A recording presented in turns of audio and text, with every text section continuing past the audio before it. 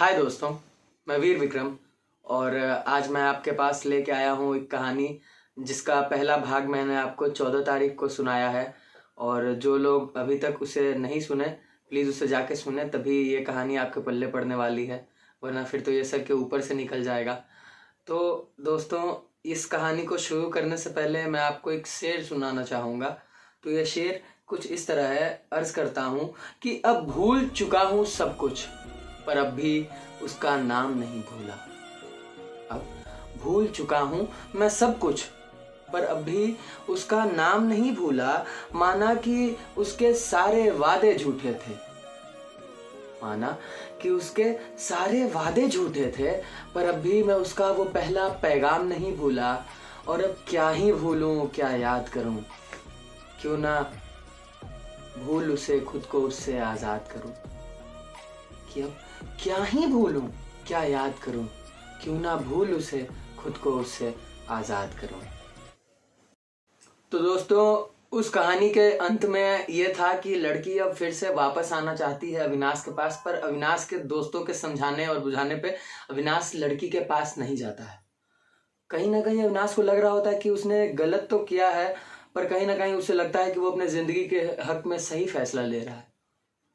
पर किसे पता था कि ना उसने सही किया है, ना उसके घर वालों ने उसके साथ सही किया है। यहाँ तो हर कुछ गलत हो रहा था।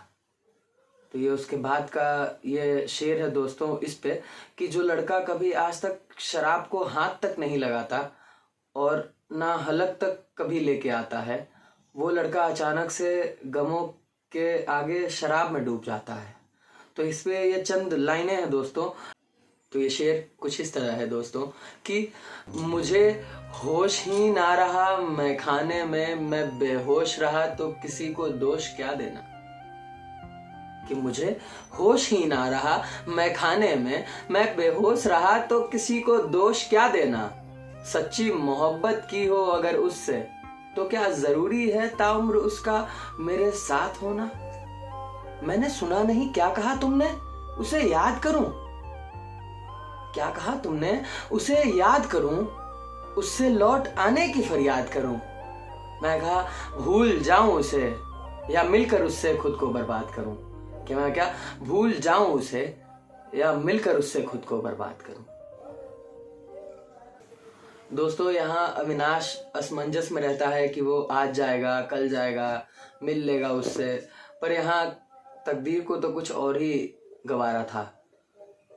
कुछ महीने या कह लीजिए 3 से 4 महीने बाद पता चलता है कि लड़की अब इस दुनिया में नहीं रही। जब लोगों को पता चलता है कि आखिर उसके पीछे वजह क्या थी, क्या हुआ है, तो पता चलता है कि शादी असल में हुई ही नहीं थी। शादी तो बस एक बहाना था लड़की को अपने घर से बाहर नहीं आने देने के लिए, और उन लोगों ने उसको पानी में डाल दिया था।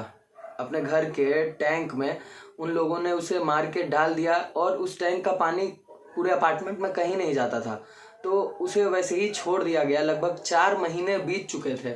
उसके बाद किसी एक टैंक के पानी नहीं आने की वजह से कुछ लोग छत पे जाते हैं, तो बहुत मुश्किल से, या फिर कह लीजिए जो अगर ऊपर वाला कुछ दिखाना चाहता है हमको तो वो दिखा ही देता है, वो किसी के छिपाने से छिपने वाला नहीं है। तो जब लोग ऊपर पहुंचते हैं तो देखते हैं कि बहुत गंदा महक रहा है, क्या महक रहा है। तो जब वो टैंक खुलता है तो दिखता है कि लाश। फिर अविनाश को पता चलता है कि वो लड़की असल में शादीशुदा थी ही नहीं, और ये उसके घर वालों का किया हुआ एक षड्यंत्र था इन दोनों के खिलाफ। तो ये सोच में पड़ जाता है कि मैं उसे समझ ही नहीं पाया। इतना अटूट प्यार जो मुझसे करती थी, मैं उसे ही नहीं समझ पाया। ये अंदर ही अंदर टूट जाता है और बहुत ही बिखर सा जाता है। और आप विश्वास नहीं करेंगे दोस्तों, अविनाश भी अब इस दुनिया में नहीं रहा। कुछ ही दिनों बाद अविनाश भी शराब के नशे में पुल से कूद जाता है और खुदकुशी कर लेता है। तो इस कहानी को आपके पास लाने का मेरा एक ही मकसद है कि अगर किसी को किसी से प्यार है तो क्यों ना उसे रहने दे। हम अपनी शानो शौकत के खातिर क्यों उसे कुर्बान होने देते हैं? क्यों आप और हम मिलके इसके खिलाफ खड़े नहीं होते? तो इसी पे ये चंद शेर हैं कि शराफत की दुनिया नहीं है अब ये, नफरत चाहिए इसको।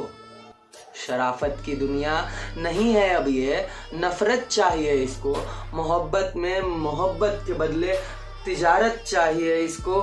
एक हम हैं जो उम्मीद इश्क अपने दिल में जगा कर बैठे हैं, कि एक हम हैं जो उम्मीद इश्क अपने दिल में जगा कर बैठे हैं, पर कहाँ मतलबी ये दुनिया, झूठी शानो शौकत चाहिए इसको, पर कहाँ मतलबी ये दुनिया, झूठी शानो शौकत चाहिए।